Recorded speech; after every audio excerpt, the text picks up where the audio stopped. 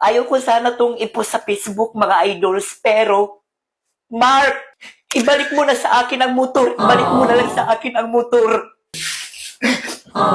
Alam mo yun, Mark, nang dahil sa'yo na ibinta ko yung kalabaw namin. Tapos lulukuhin mo lang ako, Mark, kaya balik mo sa akin ang motor.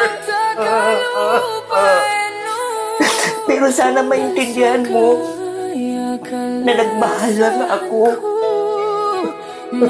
Mark,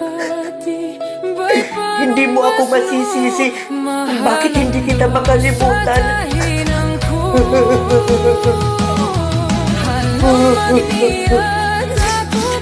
Kasi Mark, ang galing-galing mong mag-araro.